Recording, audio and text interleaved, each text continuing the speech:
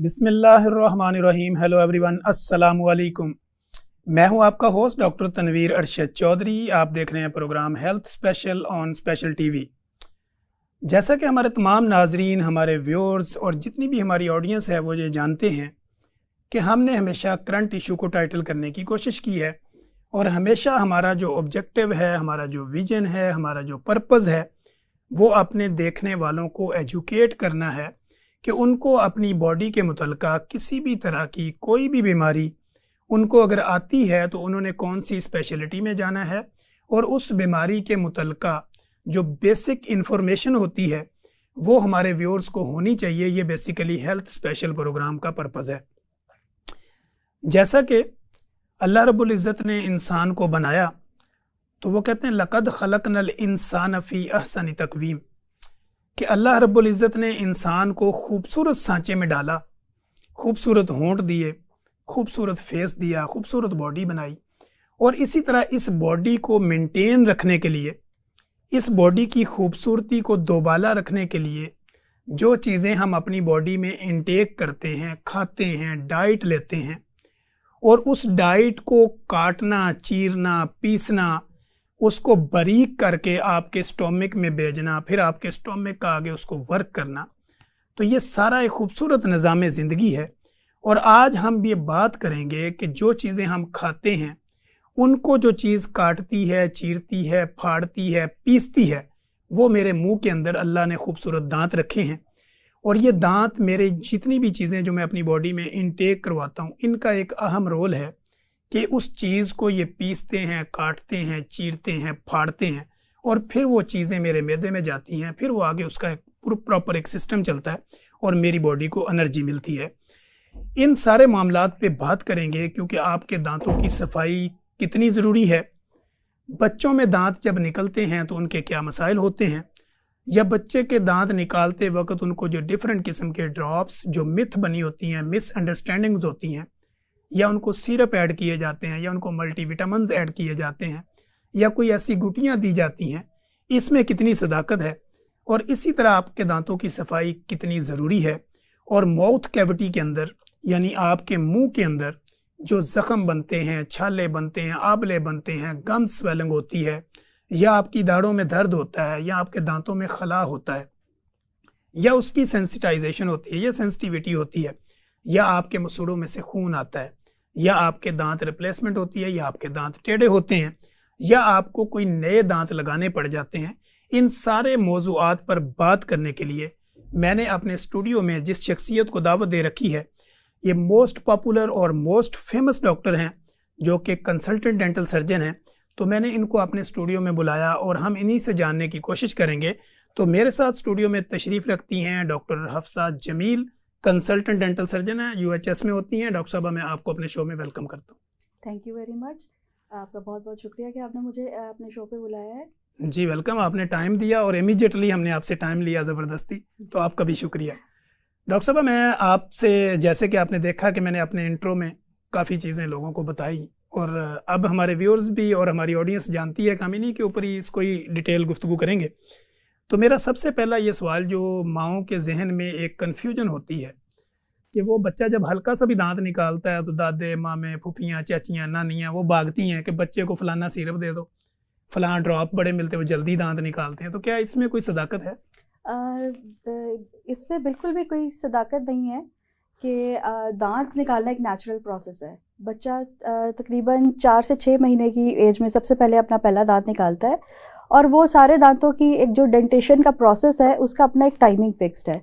और बच्चे के लिए वो ज़रूरी है, जैसे ही वो माँ के दूध से सॉलिड फूड्स की तरफ आता है वैसे ही उसने अपनी दांत एक रिक्वायरमेंट बनते हैं और वो टाइमली वो इरप्ट होना शुरू हो जाते हैं।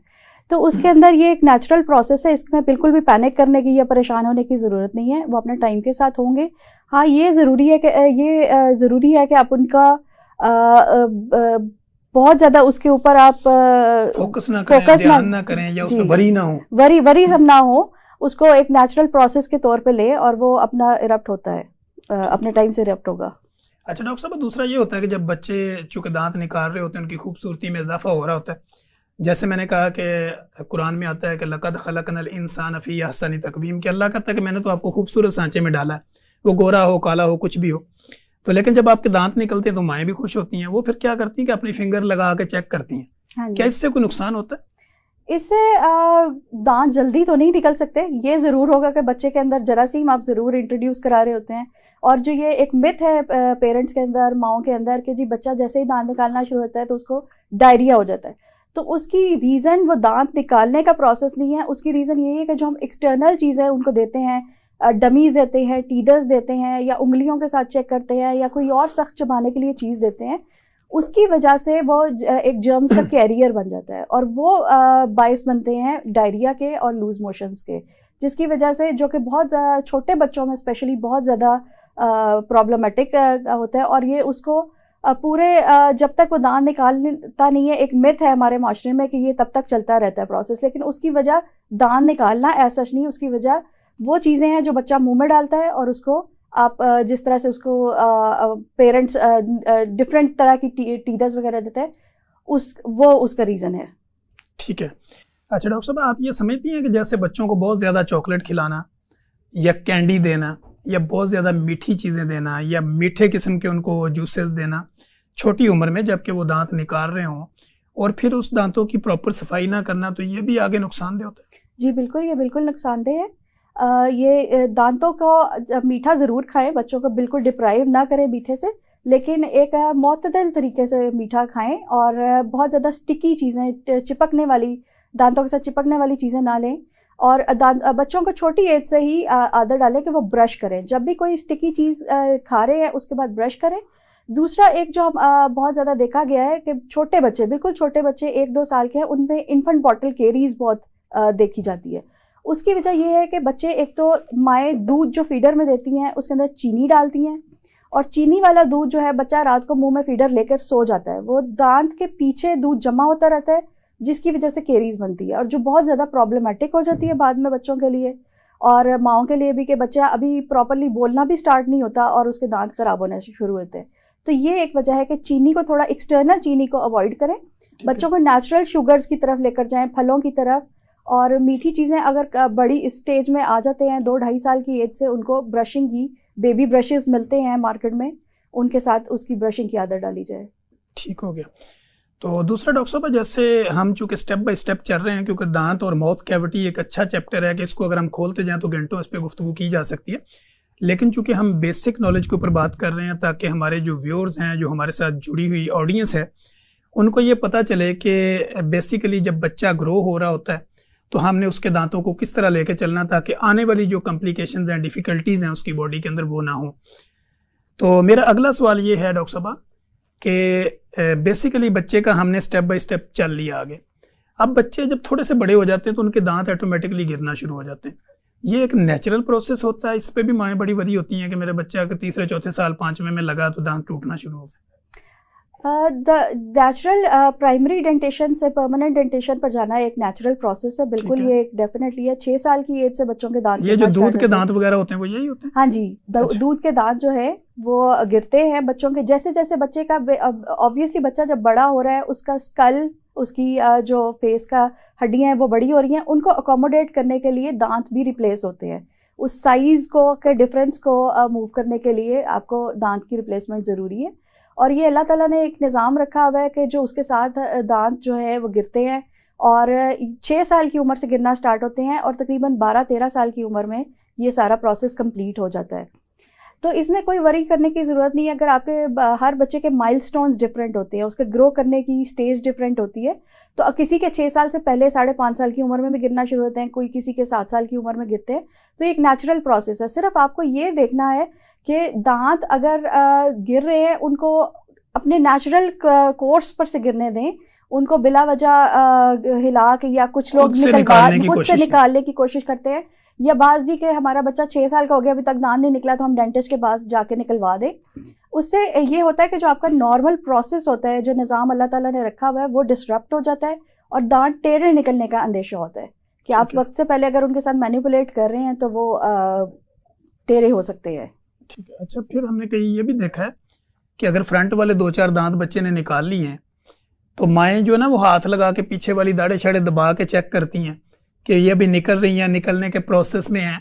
तो क्या लोगों की ये मिथ होती है कि भाई आप उंगली ना लगाएं, उसकी हम जब पूछते हैं कि क्यों ना लगाएं, वो कहते हैं जहां उंगली लगती है दांत रुक जाता है। तो क्या इसमें कोई हकीकत है? नहीं जी, बिल्कुल इसमें कोई हकीकत नहीं है। ये बहुत ही बड़ी मिसकॉन्सेप्शन है। दांतों ने अपने टाइम से ही निकलना है, और अल्लाह ताला का जो निज़ाम है वो सबसे बेहतर है। उसके अंदर जिस तरह से जिस दांत का जो टाइम है, जो आपका ग्रोथ का पैटर्न चल रहा है, बोन्स जिस तरह से डेवलप हो रही हैं, वो उसी तरह से उसी कोर्स में गिरेगा। उसके साथ छेड़खानी ना की जाए तो ज़्यादा बेहतर है। ज़्यादा बेहतर है, क्योंकि हमने देखा ना, क्योंकि being a clinician, being a practitioner, as a consultant medical specialist, चूँकि हम सैकड़ों मरीज देखते हैं डेली बेसिस पे और फिर यहाँ पहुँचते हैं। आपका भी चूँकि एक बड़े लेवल पे एक्सपीरियंस होता है, चूँकि आप एजुकेशन सिस्टम को लेकर चलती हैं, तो उसमें चूँकि कंसल्टेंसी के अंदर या आपकी जहाँ पे नॉलेज डिलीवर करने की बातें आती, तो हमने देखा कि छोटी उम्र से लेकर बड़ी उम्र तक जैसे जैसे लोग बढ़ते जाते हैं तो उनके मसाइल भी उसी कैटेगरी के आगे आगे बढ़ते रहते हैं। लेकिन चूँकि वो पेशेंट टू पेशेंट वेरी करता है, हम जो एक बात कर रहे होते हैं वो जर्नल सबके लिए नहीं होती, चूँकि वो पेशेंट टू पेशेंट डिपेंड करता है। हम तो एक जर्नल नॉलेज दे रहे होते हैं। तो आप देखते हैं बाज़ बंदों के डबल डबल दांत आना शुरू हो जाते हैं। मसलन एक दफ़ा दांत टूट गए तो अब हम देखते हैं एक दांत आगे आ गया, पीछे आ गया। तो उसका क्या रीज़न होती है और उसको फिर किस तरह टाइटल किया जाता है? बेसिकली वो डबल दांत नहीं होते, मतलब हर दांत की एक नाम है, स्पेसिफिक नाम है, एक एनाटॉमी है उसकी, और एक प्लेस है। ठीक है। वो डबल दांत जो हमें देखने में डबल लग रहे थे, वो एक ही दांत आपका प्रीमोलर डबल नहीं हो सकता। वो बेसिकली पिछला कोई दांत है जिसने उसकी जगह पे है, जिसको हम मैल पोजीशनिंग कहते हैं। ठीक है। मैल पोजीशनिंग जो है एक बहुत कॉमन अब हो गया हुआ है, हमारी डाइटरी चेंजेस की वजह से, हमारे लाइफस्टाइल की वजह से काफ़ी कॉमनली ये देखा जा रहा है जी।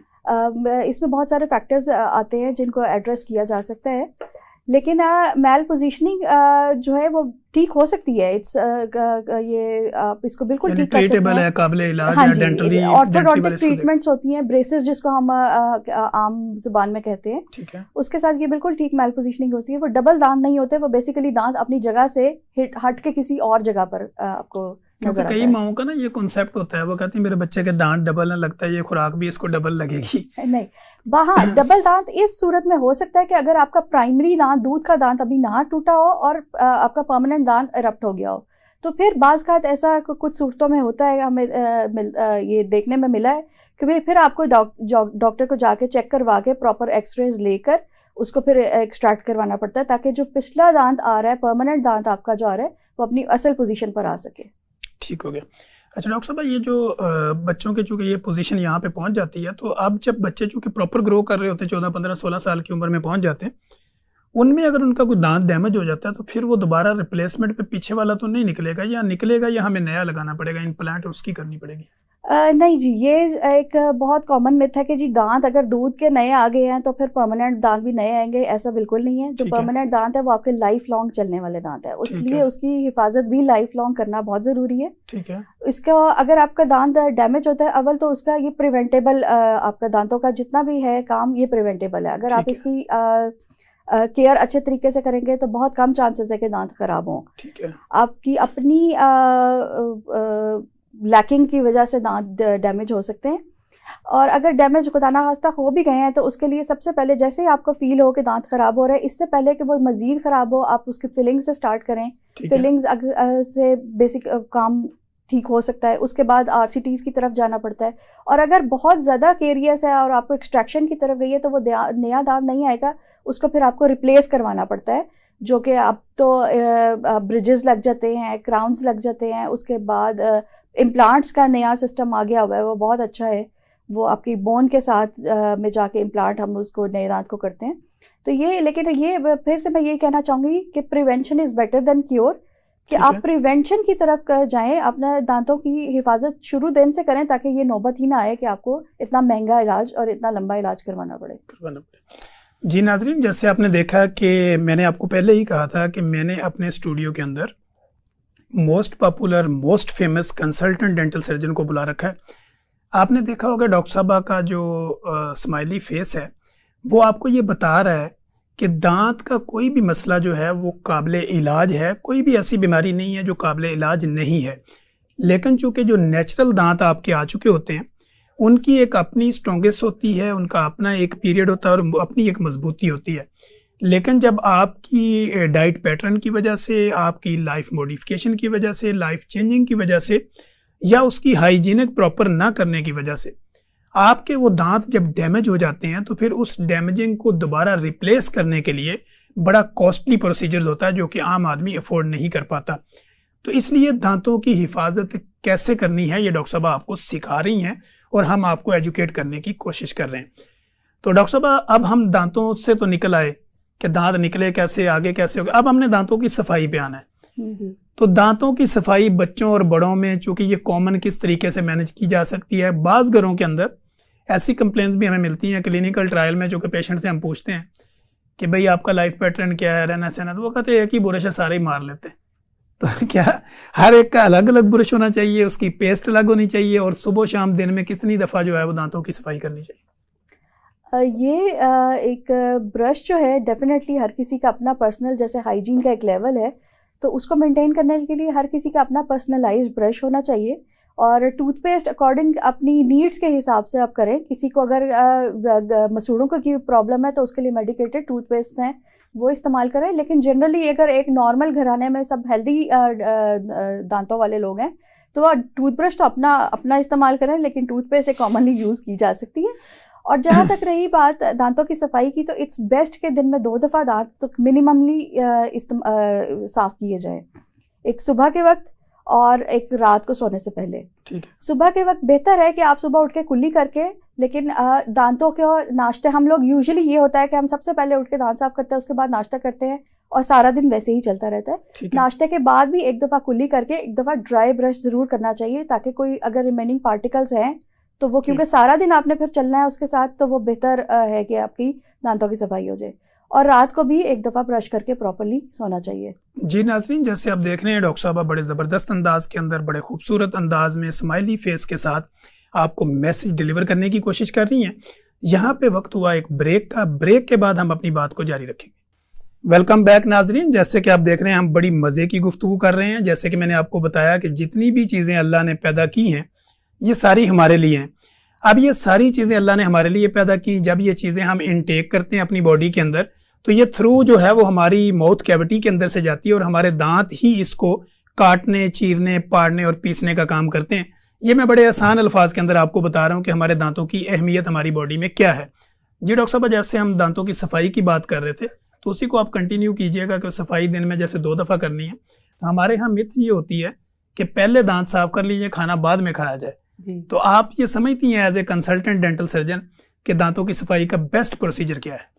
बेस्ट प्रोसीजर अगर देखा जाए तो यही है कि सुबह उठ के सबसे पहले तो आप, जो हमारा इस्लाम भी हमें कहता है कि वुज़ू कीजिए और कुल्ली करना, उसमें बहुत एक बेसिक उसके अंदर एक प्रोसीजर है। लेकिन सफाई के लिए ये है कि जब भी खाए पिए उसके बाद कुल्ली ज़रूर करें। अगर कोई स्टिकी चीज़ आपने खाई है, चिपकने वाली कोई चीज़ खाई है, या आपको लग रहा है कि दांतों के अंदर कोई चीज़ चिपक रही है जो लॉन्ग टर्म आपने उसके बाद नहीं करना, तो आप उसको ज़रूर साफ़ करें, ब्रश के साथ करें, मिसवाक के साथ करें, लेकिन उसको साफ़ ज़रूर करें। और दूसरा जो है, अपने दांतों की हाइजीन मेंटेन करने के लिए पानी का इस्तेमाल ज़्यादा से ज़्यादा करें। ठीक है। पानी जैसा होगा वो हमारे एक माउथ कैविटी को एक किस्म का फ्लश कर देता है। ठीक है। तो फ्लश करने से बैक्टीरियल जो बिल्टअप होता है सारा वो फ्लश आउट हो जाता है और दांत ज़रा बेहतर उस पर रह जाते हैं। ठीक है। और आप ये समझती हैं कि अगर खाना आपने खा लिया है, ये पहले आपने ब्रश कर ली है, उसके बाद खाना खाने के बाद अगर आपके पास ब्रश अवेलेबल नहीं है तो आप वैसे ही अपनी फिंगर के साथ भी उसको पानी से आप उसको साफ कर सकते हैं, करके प्रॉपर तरीके से उसको करें। ठीक है। अच्छा डॉक्टर साहब, ये दांत जो पिलाहट दांतों की होती है, इसकी मेन रीज़न क्या होती है कि लोगों के दांत पीले हो जाते हैं, या उनके दांतों के दरमियान वाला जो खला होता है वहाँ पे ब्लैकिश या कोई पत्थर टाइप, कीड़ा टाइप लगना शुरू हो जाता है, तो इसकी रीज़न क्या होती है, इससे कैसे बचाया जा सकता है?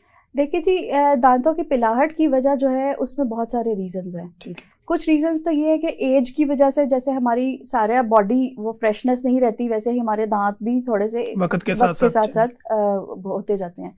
दूसरी जो वजह है, हमारे खाने पीने की जो चीज़ें, हम स्टेन, चाय कॉफ़ी का जो इस्तेमाल है, चाय की वजह से स्टेनिंग काफ़ी ज़्यादा हो जाती है। ठीक है।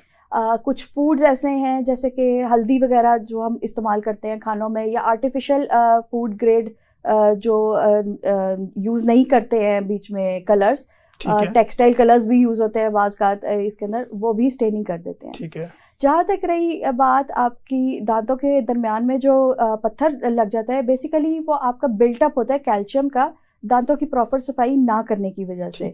जब हम दांत ब्रश करते हैं, ब्रशिंग टेक्निक हमारी ठीक ना हो तो वो दांतों के दरमियान में कुछ रह जाती है, यानी कुछ ज़रात रह जाते हैं और वो वहीं पे बिल्टअप होता है। कैल्सिफिकेशन का प्रोसेस होता है जिसकी वजह से वो बिल्टअप होता रहता है और वो आपके दांतों के अंदर जमा हो जाता है, जिसका इलाज यही है कि एक तो प्रॉपर ब्रशिंग टेक्निक हो और उसके बाद आप हर 4 से 6 महीने के बाद स्केलिंग ज़रूर करवाएं अपनी, ठीक है, जो कि आपके दांतों की हेल्थ के लिए भी और आपके मसूड़ों की हेल्थ के लिए भी बहुत ज़रूरी है। स्केलिंग जो है ये कॉस्टली प्रोसीजर होता है या नॉर्मल होता है, या किस तरह इसको करवाया जा सकता है? घर में किया जा सकता है या डेंटल सर्जन ही करते हैं? नहीं, स्केलिंग के लिए आपको डेंटल सर्जन के पास ही जाना पड़ेगा। स्केलिंग कोई इतना ज़्यादा कॉस्टली प्रोसीजर नहीं है।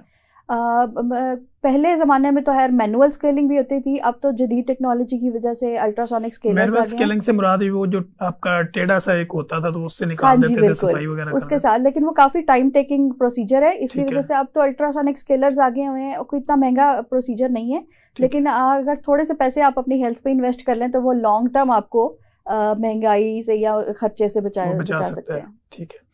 अच्छा डॉक्टर साहब, स्केलिंग जो होती है इसके बाद फिर पॉलिशिंग का भी एक सिलसिला होता है, जो दांत आप वाइट करवाना चाहते हैं। पॉलिशिंग और ब्लीचिंग दो अलग चीजें हैं। दांत वाइट कराने का जो प्रोसीजर है वो ब्लीचिंग कहलाता है। पॉलिशिंग होता है कि आप उसको एक तरह से उनको जैसा है उसी को पॉलिश एंड स्मूथ कर देते हैं, जरा शाइन आ जाती है उनमें। ठीक है। तो स्केलिंग एंड पॉलिशिंग अब जितने भी डेंटल सर्जन्स हैं वो इसको एज ए वन प्रोसीजर ही लेते हैं। ठीक है। स्केलिंग के बाद क्योंकि अक्सर लोगों की ये कंप्लेन आती है कि जी हमें सेंसिटिविटी स्टार्ट हो गई है। बेसिकली आप एक जगह पे किसी एक पत्थर ने आपकी ली हुई है और डैमेज की हुई है, जब हटा दिए तो आपका दांत थोड़ा सा सेंसिटिव होता है, तो इसलिए उसके ऊपर पॉलिशिंग के प्रोसीजर से ऐसी कोटिंग कर दी जाती है कि वो सेंसिटिविटी का जो कंप्लेंट है वो थोड़ी कम हो जाती है। ठीक हो गया। तो ये जो गर्म ठंडा लगने का कॉन्सेप्ट होता है कि जी मुझे चीज़ें गर्म ठंडा लगती है मुंह में, इसकी क्या वजह होती है? गर्म ठंडा क्यों लगता है? गर्म ठंडा की बहुत कॉमन कंप्लेंट है हमारे लोगों में कि जी हमें गर्म ठंडा लगता है। अगर आप बहुत ज़्यादा गर्म या बहुत ज़्यादा ठंडी चीज़ खाएंगे तो वो हेल्दी दांतों वालों को भी लगेगा। लेकिन ये है कि हमारे जो दांत वक्त के साथ साथ अगर उसमें बहुत माइन्यूट किस्म की माइक्रोस्कोपिक अब्रेजन्स आ जाती हैं, या हमारा जो दांत का हेल्दी टिश्यू है अगर वो पतला होता जाता है तो सेंसिटिविटी हम उसको कहते हैं, सेंसिटिविटी बढ़ जाती है। तो उसका ये है कि आप अपनी ओरल हेल्थ को बेटर रखें और नॉर्मल अपनी हाइजीन को मेंटेन रखें, तो ठंडा गर्म की कंप्लेन आपकी काफ़ी हद तक कम हो सकती है। ठीक है। अच्छा डॉक्टर साहब, जैसे ये स्मोकर होते हैं, सिगरेट वगैरह ज़्यादा पीने वाले, चाय कॉफ़ी का आपने जिक्र किया, इस तरह कलर फूड जो होते हैं, ये तो आपको पता है कि इफेक्ट करते हैं, आपके दांतों के कलर को चेंज कर देते हैं या दांतों की सेंसिटिविटी। और इसके अलावा जो हमने देखा है कि ब्रश करते वक्त लोगों को मसूड़ों में खून आना शुरू हो जाता है, तो इसकी क्या वजह होती है? जी, मसूड़ों में खून भी एक बहुत कॉमन हमारी कंप्लेंट आती है।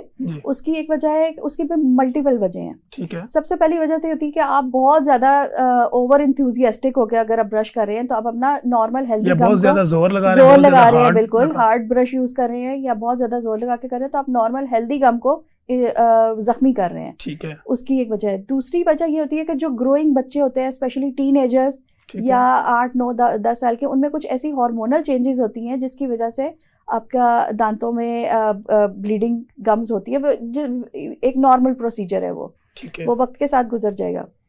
प्रेगनेंसी में देखा गया बहुत ज़्यादा गम्स की सेंसिटिविटी और ब्लीडिंग का होता है, वो भी एक नॉर्मल एक प्रेगनेंसी का के साथ साथ हार्मोनल चेंजेस की वजह से है। ठीक है। कुछ जो गम डिजीजेज हैं जिनके अंदर जैसे स्केलिंग ना करवाने की वजह से या पुअर ओरल हाइजीन की वजह से वो भी बनती हैं, आपकी रीज़न बनती है ब्लीडिंग गम्स की।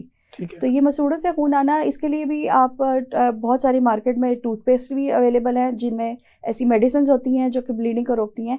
और फिर दूसरा इलाज ये है कि स्केलिंग एंड पॉलिशिंग करवाएं ताकि गम हेल्थ बेहतर रहे और आपकी ब्लीडिंग की जो कंप्लेंट है वो ख़त्म हो जाए। तो डॉक्टर साहब, इसमें जो माउथ वॉश होते हैं इनका क्या रोल होता है? माउथ वॉशेस में भी बेसिकली आपकी इसी तरह की एंटीबायोटिक्स और एंटी क्लीनिंग एजेंट्स होते हैं ऐसे, जो कि आपके बैक्टीरियल बिल्टअप को थोड़ा कम करते हैं। और माउथ वॉश का बेस्ट प्रोसीजर क्या है? माउथ वॉश कितनी देर मुंह में रखना चाहिए? आप उसको 60 सेकंड से लेके आप 1.5 मिनट तक कुल्ली की तरह, जैसे हम नॉर्मल कुल्ली उसमें आप डालेंगे फिर उसको घुमाएंगे। हाँ जी, घुमाएं और उसके बाद स्पिट आउट कर दें और उसके बाद स्वॉलो कर लें। उसके बाद दोबारा पानी से उसको गार्गल आउट करने की ज़रूरत नहीं है। और माउथ वॉश से पहले आपने पेस्ट करनी होती है या बाद में करनी होती है या करने की ज़रूरत नहीं होती? नहीं, माउथ वॉश के साथ अगर आपके पास बिल्कुल ही आप ऐसे बेड बाउंड पेशेंट हैं, हमने ये भी बहुत सारा देखा है कि जो इनडोर पेशेंट्स होते हैं, जो बेड बाउंड पेशेंट्स होते हैं, उनकी ओरल हाइजीन को बहुत बिल्कुल उन्होंने निगलेक्ट किया होता है। ठीक है। तो अगर कोई ऐसा पेशेंट है जो बिल्कुल ही इमोबाइल है, कोई वो नहीं ब्रश कर सकता, तो फिर वो हाल ही माउथ वॉशेस कर सकता है। लेकिन आम रूटीन में यही है कि आप ब्रशिंग और उसके बाद माउथ वॉश यूज़ ज़रूर करें। और जो जहाँ हम पहले बात कर रहे थे कि खाने के बाद आप जहाँ कुल्ली करें, अगर आपके पास माउथ वॉश अवेलेबल है तो बेहतर है कि आप उस कुल्ली के साथ एक दफ़ा माउथ वॉश से भी रिंस कर लें अपनी ओरल कैविटी को। ठीक हो गया। जैसे डॉक्टर साहब हमने वाइटनिंग की और ब्लीच की बात की, तो होम रेमेडी के तौर पर डिफरेंट हमने देखा है कि जो टोटके आपको सोशल मीडिया पे डिफरेंट जगह पे मिलते हैं, वो कहते हैं जी मीठा सोडा लें, उसमें लेमन निचोड़ें और उसको मारें जनाब, वो दांत साफ़ हो जाएंगे। इसमें कोई हकीकत है? ये मेरे ख्याल में दांत है, कोई बर्तन तो है नहीं लेंगे उसके ऊपर ये किया जाए, ये टोटका किया जाए, लेकिन इसमें रियलिटी नहीं है। रियलिटी वो ऑब्वियसली या में भी हो सकता है कुछ इफेक्ट नजर आ जाते हो, कुछ इफेक्ट नजर आते हैं डेफिनेटली। आप किसी हार्ड चीज के साथ उसको कर रहे हैं, मांझ रहे हैं, तो वो मांझा हुआ नजर तो आएगा डेफिनेटली। लेकिन यह कि वो जितना आपके लिए बेटर आपको उसके रिजल्ट्स नजर आते हैं, इन दी पसे पुश्त वो काफ़ी ज़्यादा आपको डैमेज कर रहा होता है दांतों को।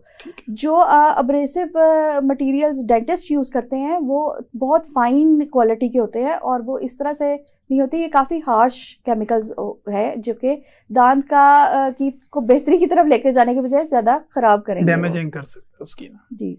अच्छा डॉक्टर साहब, दूसरा ये होता है कुछ लोग कह रहे हैं मैं खाना खा रहा था या मैं खाना खा रही थी, तो खाते खाते कड़च की आवाज़ आई और मेरा एक दांत टूट गया, तो क्या इसकी वजह calcium deficiency, iron deficiency, vitamin mineral की डेफिशिएंसी भी हो सकती है? इसकी मेन वजह तो ये है कि दांत का टिश्यू जो है वो आपकी हमारे जो बैक्टीरिया दांत ओरल कैविटी के अंदर ये बहुत सारे एसिड्स प्रोड्यूस कर रहे होते हैं। ठीक है। इसकी मेन वजह तो बेसिकली यही है कि वो उस एसिडिक एक्टिविटी की वजह से आपका टिश्यू डैमेज हो गया हुआ है, वीक हो गया हुआ है, और वीक की वजह से एक्सटर्नल स्ट्रेसेस जब आते हैं तो वो उसकी वजह से फिर वो ब्रेकआउट हो जाता है। लेकिन अगर बहुत ज़्यादा आप एक्सटर्नल आप ले रहे हैं इस तरह से एसिड्स वगैरह, तो वो बेसिकली टिश्यू वीकनेस की वजह से वो ज़्यादातर होता है। ठीक हो गया। और डॉक्टर साहब आपने देखा होगा, चूँकि आपका एक्सपीरियंस भी है और बाकी डिफरेंट जगह के ऊपर हम सुनते भी रहते हैं और हमारे क्लिनिकल ट्रायल में भी पेशेंट रिपोर्ट होते हैं, कुछ लोगों के जैसे गम्स की हमने बात की तो उनकी साइड्स के ऊपर जख्म बनना शुरू हो जाते हैं। एक तो ब्लीडिंग निकल रही होती है, एक लोग कहते हैं कि मेरी जो ना ये बाहर की तरफ स्वेलिंग होना शुरू होगी दाढ़ के ऊपर, दांत के ऊपर। उसकी मल्टीपल फैक्टर्स हो सकते हैं, लेकिन being a consultant dental surgeon आप ये समझती हैं कि उसका दांत के साथ ही लिंक होता है या उसकी कोई अदर कॉम्प्लिकेशन हो सकती है? देखें जी, दो तरह के इसमें ज़ख्म होते हैं। एक वो ज़ख्म होते हैं जो कि दांत की अगर इन्फेक्शन जो है, दांत के अंदर इन्फेक्शन है, तो वो अगर आपने टाइमली उसका इलाज नहीं करवाया, ड्रेन आउट नहीं करवाया, तो वो अपनी जगह बना के तो बाहर ड्रेन आउट होना स्टार्ट होता है। उसका तो इलाज है आप के RCTs करवाएं या एक्सट्रैक्शन या जो भी आपका डॉक्टर देख के उस वक्त आपको इलाज बताएगा।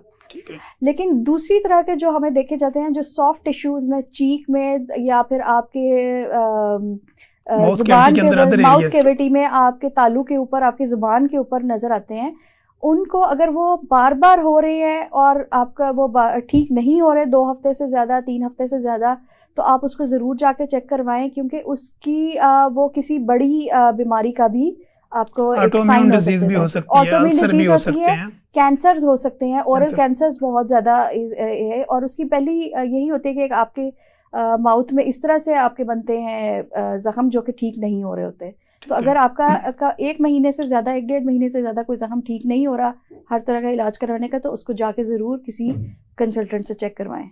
ठीक हो गया। अच्छा डॉक्टर साहब, अब हम ये बात करते हैं, जैसे हमारे जो बुज़ुर्ग होते हैं घरों में, वो बूढ़े हो जाते हैं, दांत ख़त्म हो गए क्योंकि उन्होंने प्रॉपर सफाई का, तो हमारे यहाँ अगर मैं इसकी काउंटिंग करूँ ना, नंबर अगर मैं दूँ, तो मेरा ख्याल 95% लोग हैं जो दांतों की सफाई करते ही नहीं। 5% वो हैं जिनको करने का पता ही नहीं है कि करनी कैसे है। जैसे आपने बड़ी ज़बरदस्त बात की, तो उस वक्त मेरे माइंड में एक सवाल था, फिर वो स्किप हो गया।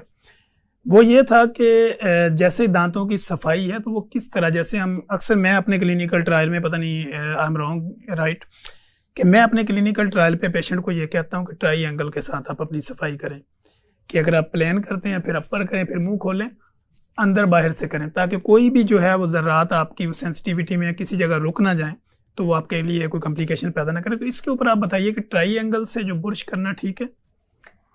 या कोई और एंगल है? ट्राइंगल की भी एक टेक्निक है, लेकिन बेहतर ये है कि आप दांत की एक सरफेस से स्टार्ट करें, अपने लास्ट जो मोलर दांत हैं, आपकी दाढ़ें हैं, उनकी अपर सरफेस से स्टार्ट करें, अंदर की तरफ को ब्रश को लेकर जाएं, उसको साफ करते हुए पूरी आर्च से गुजरते हुए दूसरी तरफ को लेकर जाएं, फिर उसकी अपर सरफेस और फिर बाहर की सरफेस। ये बेसिकली डेमोन्स्ट्रेशन देकर ज्यादा बेहतर तरीके से होगा, इस तरह वर्बली बताना मुश्किल है। जी बिल्कुल।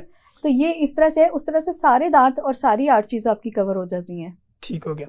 तो दूसरा डॉक्टर साहब, ये मैं बात ये करने जा रहा था कि हमारे जो बुजुर्ग होते हैं, चूँकि उनको इतना इल्म नहीं होता, हमारी यहाँ पे अगर 25 करोड़ की आबादी है तो इसमें लिटरेसी रेट कम है, फिर लोगों के पास सोर्स ऑफ इनकम नहीं है, वो अपना प्रॉपर उस तरह कर नहीं सकते।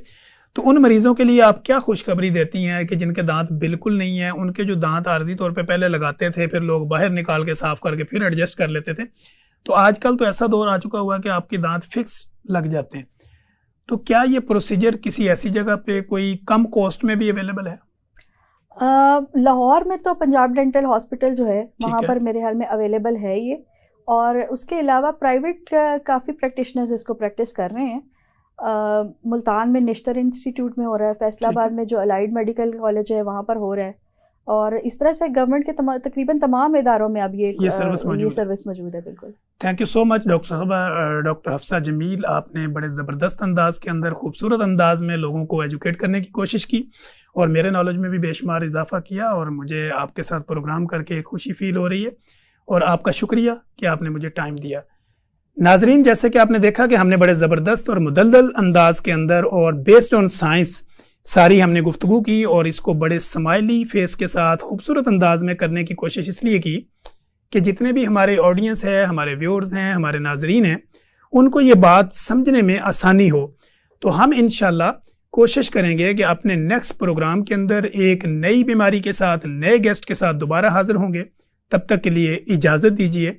अल्लाह हाफिज़।